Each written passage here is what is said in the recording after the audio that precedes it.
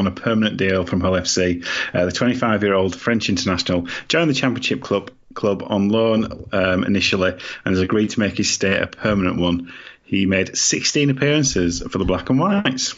On to someone who made no appearances for the Black and Whites. Forward Danny Langtree has rejoined Oldham Ruffians following his release by Super League club Hull FC. Hull signed the 28-year-old back row at the end of last season on a 2-year deal, but announced a termination of the contract on Thursday. Langtree's old club moved quickly to secure his services at the services on the same day. He barely got across the M62 before he was signed, sealed and delivered back in Ruffians colours. Yeah, Rich Langley says, unlucky not to get a first-team shot, but you have to ask, why was he brought in? Good luck to him going back to part-time. I'm sure he'll rip it up for Oldham again. Yeah, I don't know why he was brought in. It makes no sense. Tom Andrews says, things longer than Hull FC's statement on this.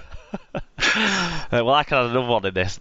Wigan's statement when they couldn't get in touch with Sean Edwards. But things longer than Hull FC's statement on this. 1, Langtree's playing career at Hull. 2, the amount of time Paige spent complaining that she couldn't find Dominic Peyrou in the Catalan squad this week.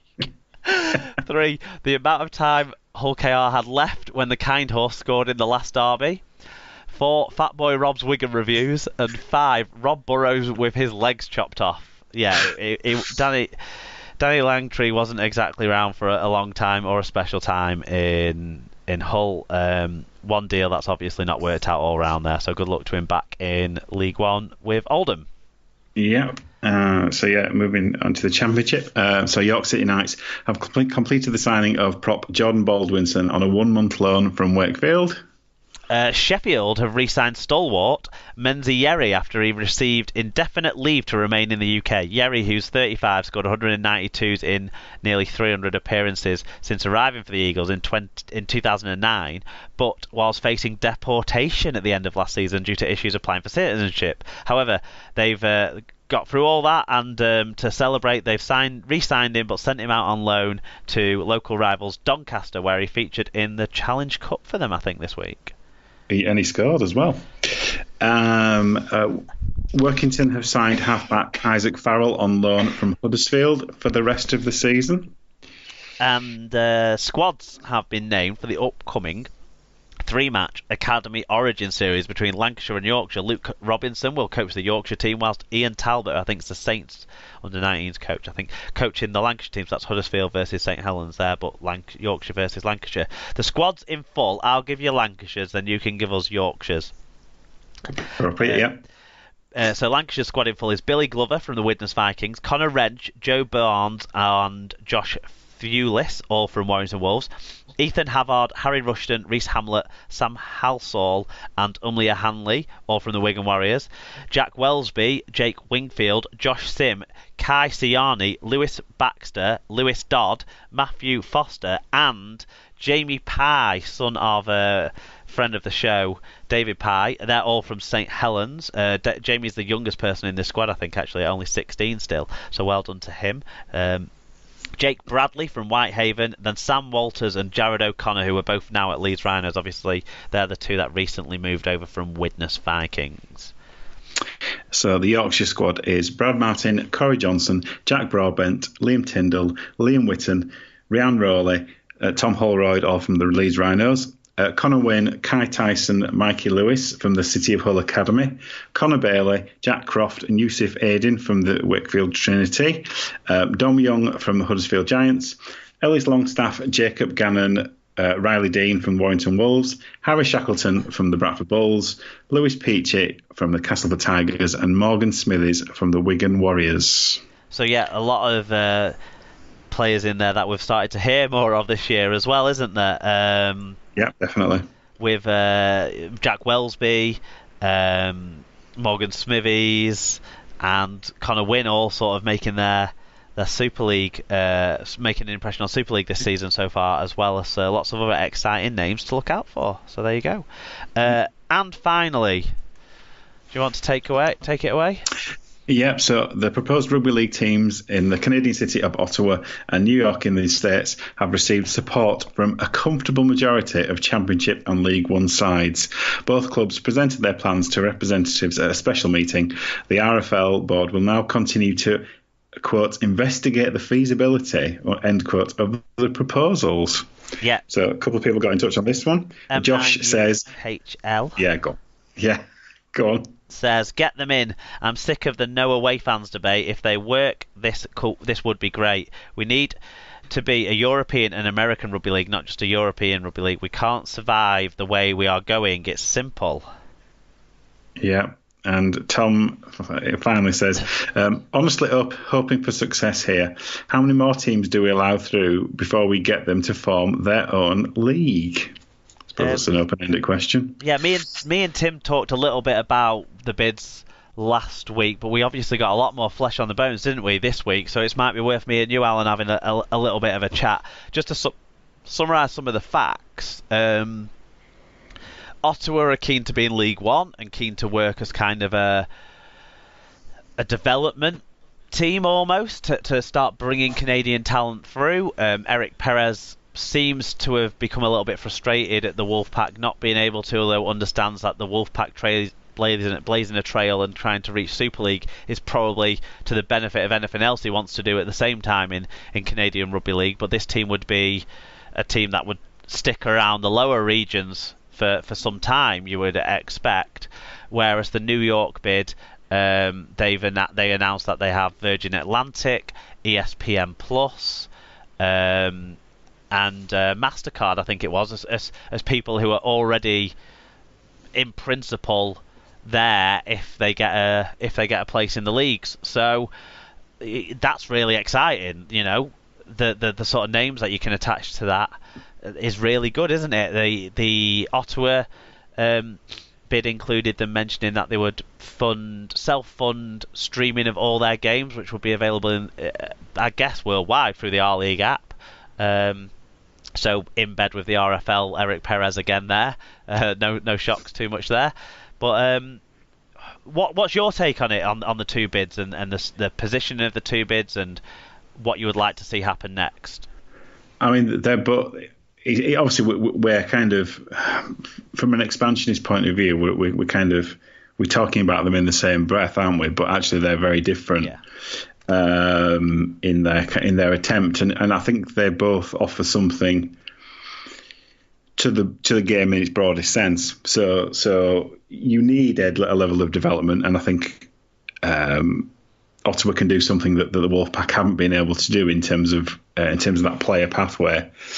Not to say that New York wouldn't be able to do that, but you're much more likely that they would be looking to import the vast majority of a team. Perhaps with some selections from people who are playing maybe in the US leagues at the moment. They're both, I'm an expansionist at heart, so I support it in principle. It's an interesting point, isn't it? It depends what the nitty gritty of investigating the feasibility actually means, and I guess that the reading behind the lines, it's like who's paying for what, isn't it?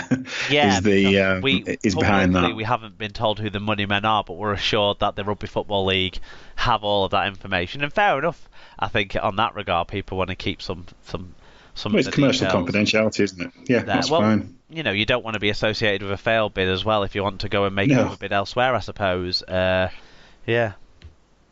But no, I mean, yeah, I'm supportive of it. I think Where do you stand on league of entry for these clubs? Do you think League One would be the right place for both to start, or do you think it would be a bit much to ask League One clubs to go to both of these teams away from home potentially, and also with New York spending power that we're hearing of, would you think the Championship is a better place for them? Like me and Tim both talked about last week. I think it probably did. We talk about that? I think we did. I think that rings a bell. I think I can understand why they would want to do that.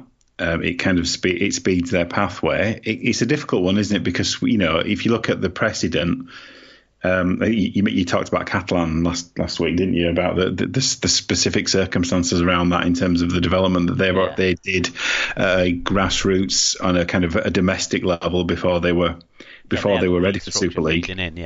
Exactly, and New York in place. So. Yes, yeah. And New York will not have that. And if we're talking about 2020, which people are still talking about, it feels to me that probably a season for both of them in League One is probably the right way to do it. I sort of feel like 2020 is in a weird way a bit more realistic for Ottawa because they've already own a licence for the competition, yes. A licence that was expected to come back into play in 2020, and their budget isn't going to be as much, and the amount of games they would have to play in League One obviously isn't as much as the Championship either, is it? So realistically, I think Ottawa in 2020 in League One makes sense, but New York, if they can actually deliver on what they're talking about, then they shouldn't start in the League One division.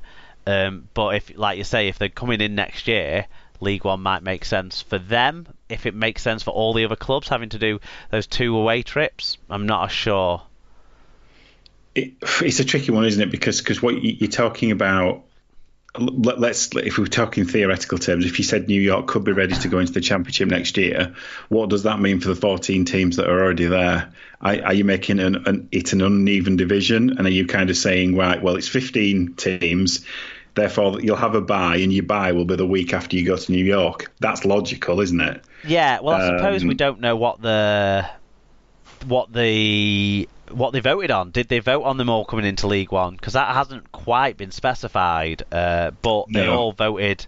They all voted on them, on whether they want them in the competitions or not. And it looks as though, 70% upwards voted for them to come in. Yeah, and it seems, that there's been speculation about the people who voted against, and that, to be fair, I think that's been split between Championship and League One anyway. So it's not like we know Hunslet were one of the clubs that were against it because they've put their thoughts down on this in the League Express this week. Right. Okay. And obviously, but again, you're looking potentially. And we know Doncaster. I haven't read that. So yeah. I'll be speculating. But yeah,